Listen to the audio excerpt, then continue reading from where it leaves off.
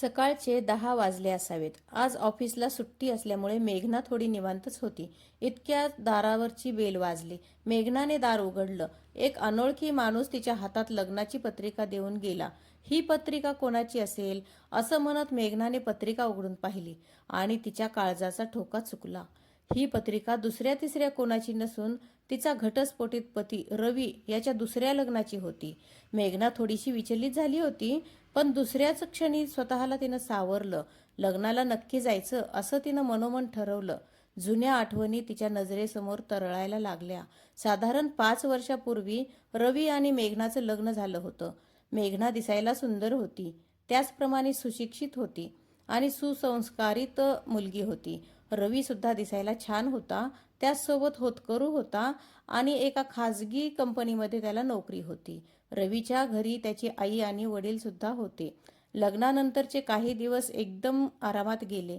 त्यांच्या घरात आनंद वातावरण होतं. मेघना एक शांत स्वभावाची मुलगी होती, कमी बोलणारी, पण सगळ्यांच्या मनातल्या गोष्टी ओळखून त्याप्रमाणे ती वागायची. रवीच्या आईवडिलांची सुद्धा खूप काळजी घ्यायची. त्यांच्या मनाविरुद्ध एकही गोष्ट ती करत नसे. सकाळी सगळ्यांच्या अगोदर उठून सासू सासऱ्यांसाठी चहा करणे, त्यांचे पाय दुखायला लागले की पायाला तेलाची मालिश करणे, अशी कामं ती अगदी आनंदानं करायची. कर्तव्य म्हणूनच नाही, तर तिने या गोष्टी आपल्या स्वभावाचा एक हिस्साच बनवून ठेवल्या होत्या. रवीची सुद्धा ती तितकीच काळजी घ्यायची. सुरुवातीला तर सासू सासरे आणि रवी सगळेच तिच्यावर खूप खुश होते. लग्नाचं पहिलं वर्ष संपलं आणि घरात हळूहळू प्रश्न निर्माण व्हायला लागले. सासू सासरे मेघनाला म्हणायचे, आता खुश खबर कधी सांगणार आहेस? घर कसं सुनं सुनं वाटायला लागले. मेघना गालात हसून वेळ काढून न्यायची. आणि आता डॉक्टरांच्या अपॉइंटमेंट्स सुरू झाल्या. कधी शहरातल्या छोट्या क्लिनिकमध्ये तर कधी शहरातल्या मोठ्या हॉस्पिटलमध्ये त्यांच्या फेऱ्या व्हायला लागल्या. तपासण्या, रिपोर्ट्स, औषध यांची शृंखला सुरू झाली. काही रिपोर्ट्स चांगले यायचे तर काहींमध्ये दोष. दरवेळी मेघना आशा सोडायची नाही, पण सासूच्या चेहऱ्यावर मात्र निराशाच असायची. दिवसामागून दिवस जायला लागले. करता करता दुसरंही वर्ष संपलं. आता घरातलं वातावरण बदलायला लागलं. सुरुवातीला ज्या गोष्टी प्रेमानं बोलल्या जायच्या त्या ठिकाणी आता मेघनाला टोमणे ऐकायला मिळत होते.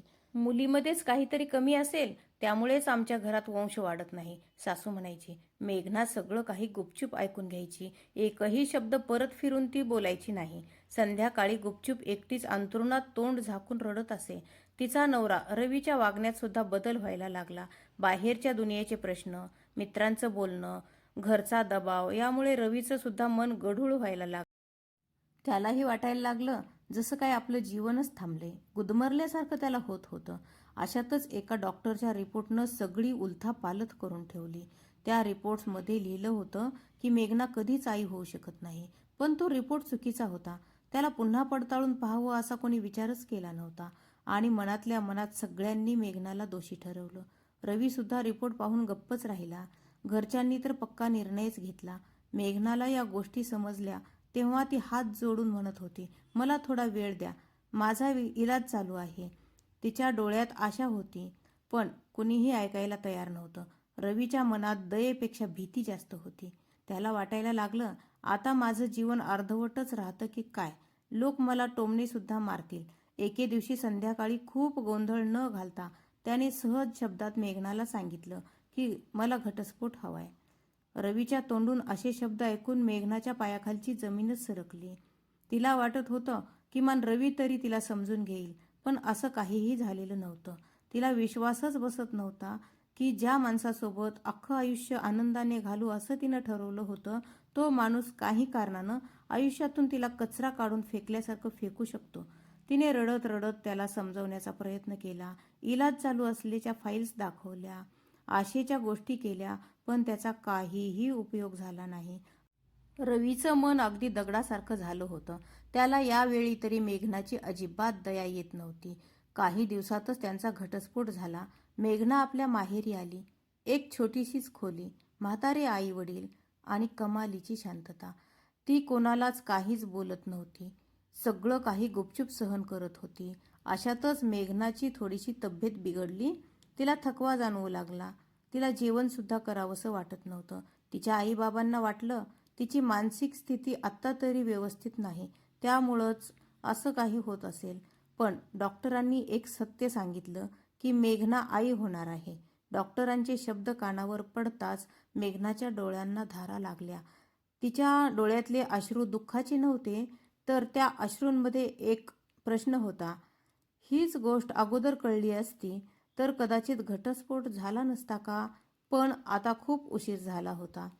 मेघनानं ठरवलं, ते काही असो, या बाळाला जन्म द्यायचा आणि त्याला वाढवायचं, कुणाच्याही आधाराविना.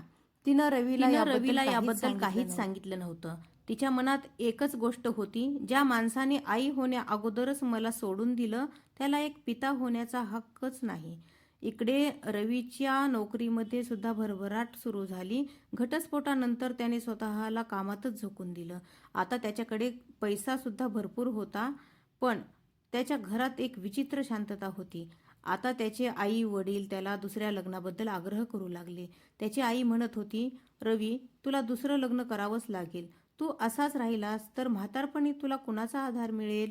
रवी वरवर हो म्हणायचा, पण मनातून मात्र तो निराश झालेला होता. पण तो घमंडी बनत चालला होता. तो स्वतःचंच खरं करायचा. इकडं मेघनानं एका गोंडस मुलाला जन्म दिला. सुंदर, गोरापान, हुबेहूब रवीसारखा तो दिसायचा. मेघनानं त्याचं नाव अथर्व ठेवलं. आता अथर्वच तिचं सर्वस्व होतं.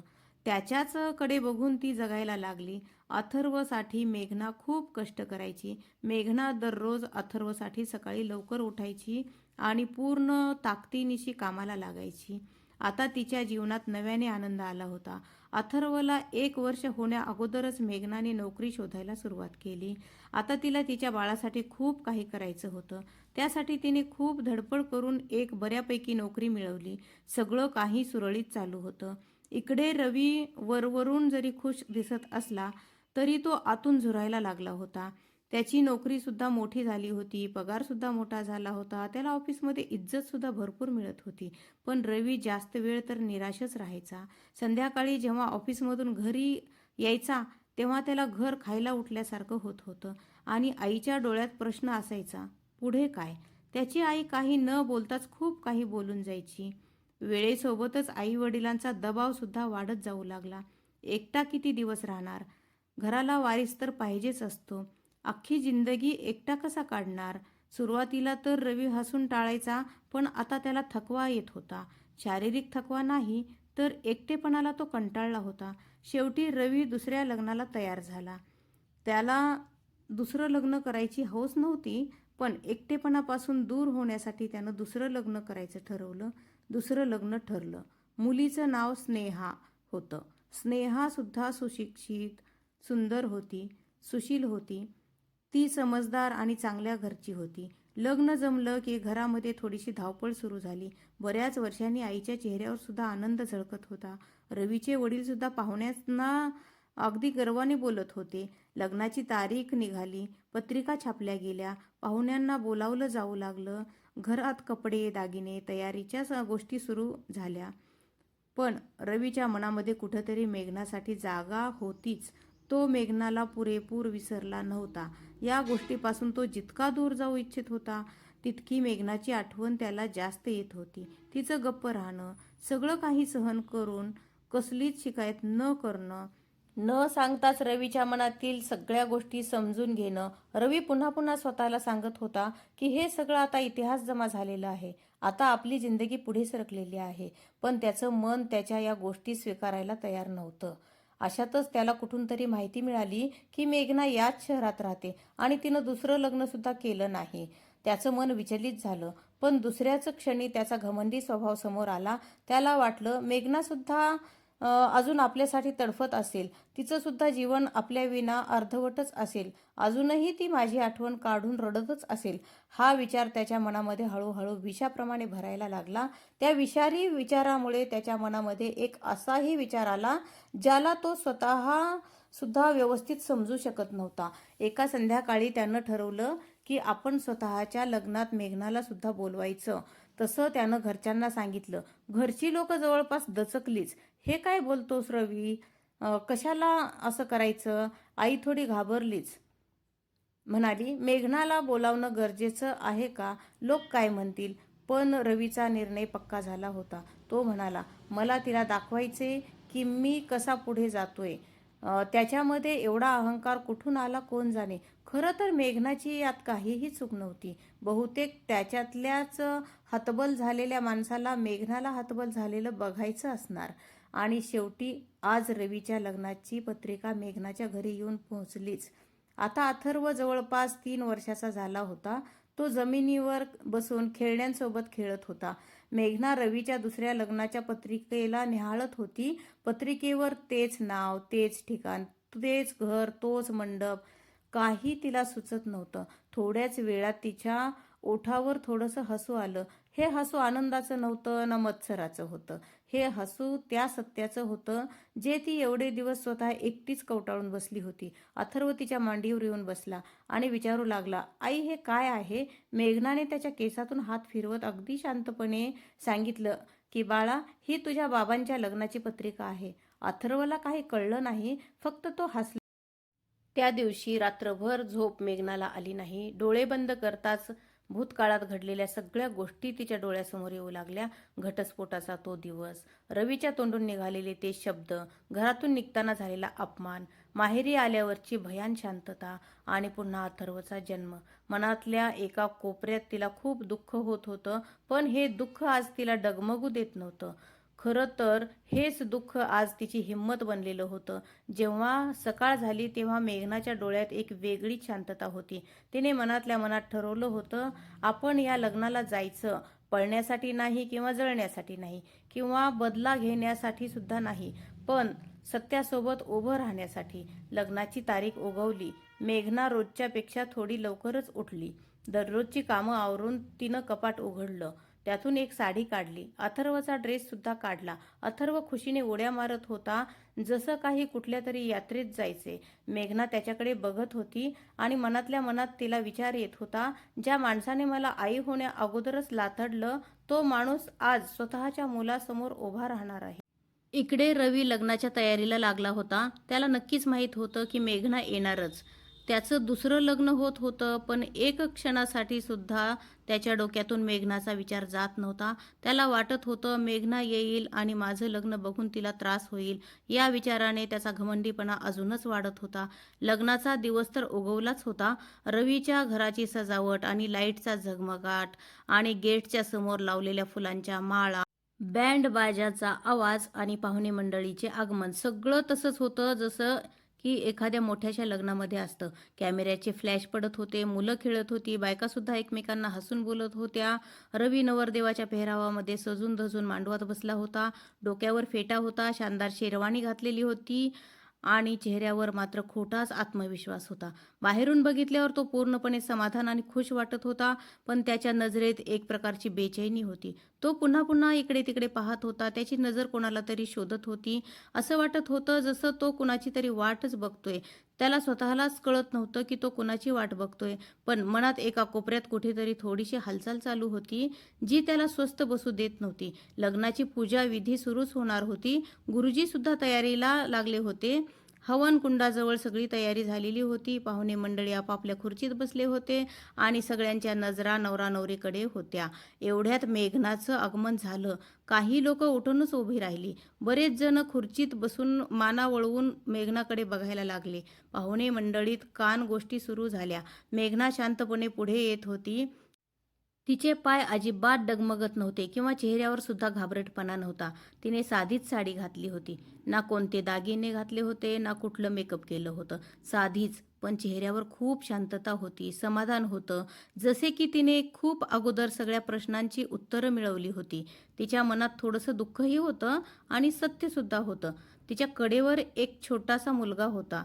तो सगळीकडच्या लाईट, सजावट आणि पाहुणे मंडळीला बघून खूप खुश झालेला होता. या दोघांना मांडवात बघून सगळे पाहुणे मंडळींनी श्वास रोखून धरला. ते एकमेकांच्या कानात फुसफुसत होते, ही इथं कशाला आली? ही तर रवीची पहिली बायको दिसते. अशा गोष्टी सुरू झाल्या. रवीची नजर जेव्हा मेघनावर पडली तेव्हा तो एकदम स्तब्ध झाला. त्याचे हातपाय थंड पडायला लागले आणि त्याच्या काळजाचे ठोके सुद्धा वाढले.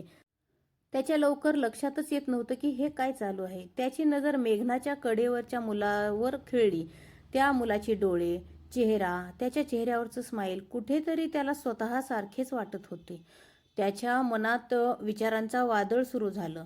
तो हुबेहूब रवीसारखाच दिसत होता. मेघना हळूहळू पुढेच येत होती. जशी मेघना पुढे येत होती तसतसे पाहुणे मंडळी बाजूला सरकून तिला रस्ता मोकळा करून देत होते. कोणी काहीही बोलत नव्हतं. कोणी तिला थांबवण्याचा प्रयत्न सुद्धा करत नव्हतं. मेघना सुद्धा इतर कुणाकडेही बघत नव्हती. तिची नजर फक्त आणि फक्त रवीच्या चेहऱ्यावर खिळली होती. जसे एवढ्या वर्षाचा हिशोब ती आज घेणार होती. एवढ्यातच अथर्वने विचारलं, आई हे सगळे कोण आहेत ग? मेघनाने न घाबरता, विचलित न होता अगदी शांतपणे अथर्वला सांगितलं, बाळा हे तुझे बाबा आहेत. तिचे हे शब्द पूर्ण मांडवात स्पष्ट ऐकू येत होते. गुरुजींचे मंत्र थांबले होते. बँड बाजा सगळे आवाज बंद झाले होते. कॅमेऱ्याची फ्लॅश सुद्धा थांबले होते. प्रत्येक माणूस जसा काही दगडाचा झालाय एवढी भयान शांतता तिथे निर्माण झाली होती. रवीच्या हातातून फुलांची माळ खाली गळून पडली. त्याचा चेहरा सुद्धा अगदी पांढरा फटाक पडला. त्याच्या पायाखालची जमीन सरकल्यासारखी झाली. सगळे पाहुणे मंडळी एकमेकांकडे बघू लागले. कुणालाच काहीच कळत नव्हतं आता काय बोलावं आणि काय करावं. मेघनानं शांतपणे बोलायला सुरुवात केली. तिच्या आवाजात अजिबात राग नव्हता किंवा मत्सर सुद्धा नव्हता आणि बदल्याची आग सुद्धा नव्हती. ती कमजोर असल्यासारखी रडत सुद्धा नव्हती. तिच्या शब्दात फक्त आणि फक्त सत्य होतं. तिनं रवीला सांगितलं, घटस्फोटावेळी ती गरोदर होती. एका चुकीच्या रिपोर्टमुळे तिला कसं दोषी ठरवलं गेलं, कसं तिने बिना आधाराचं सगळं सहन केलं, बाळाच्या जन्मावेळी सुद्धा तिनं एकटीनं हिंमत बांधली कशी आणि प्रत्येक दिवशी स्वतःचं दुःख झाकून ठेवून हसत हसत मुलाला तिनं कसं सांभाळलं हे सांगत होती. तिने कोणावरही आरोप केला नाही किंवा न्याय मागण्यासाठी सुद्धा ती कुठे गेली नाही. ती पुढे बोलत होती, मी इथं काही मागण्यासाठी आलेली नाही किंवा बदला घेण्यासाठी सुद्धा आलेली नाही. मी फक्त माझ्या मुलाला त्याच्या वडिलांना भेटवायला आणलं आहे.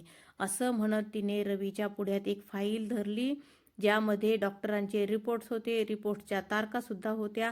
मांडवात एक भयान शांतता पसरलेलीच होती. अथर्वने रवीकडे पाहिलं. त्याच्या डोळ्यात एकही प्रश्न नव्हता किंवा शिकायत सुद्धा नव्हती. त्याच्या डोळ्यात फक्त एक जिज्ञासा होती. तो रवीला म्हणाला, तुम्ही माझे बाबा आहात का? अथर्वचं वाक्य ऐकताच रवी गांगारून गेला. त्याच्या डोळ्यातून पाणी व्हायला लागलं. तो काहीच बोलू शकत नव्हता. त्याचा अहंकार, त्याचा घमंडी स्वभाव आणि त्याचा खोटा आत्मविश्वास सगळं काही एका क्षणात गळून पडलं होतं. तो तिथेच बसून राहिला. एखाद्या अपराध्याप्रमाणे त्याला कळून चुकलं होतं. आपल्या हातून खूप मोठी चूक झालेली आहे. खूप मोठे सत्य आपण स्वीकारलेलं नाही.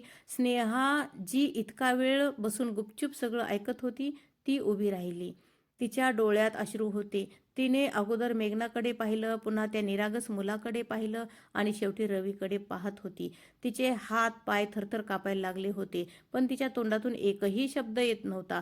त्या ठिकाणी दुःख, पश्चाताप आणि माणुसकी याचा तिथं गोंधळ उडाला होता. लग्नाच्या विधी तिथेच थांबल्या होत्या. मंडप आता लग्नाचा नाही तर सत्याचा साक्षीदार झाला होता. आज रवीला कळून चुकलं होतं की आपण जिला जळण्यासाठी बोलवलं होतं तीच त्याच्या जीवनातलं सगळ्यात मोठं सत्य घेऊन समोर आलेली आहे. रवी काहीच बोलत नव्हता.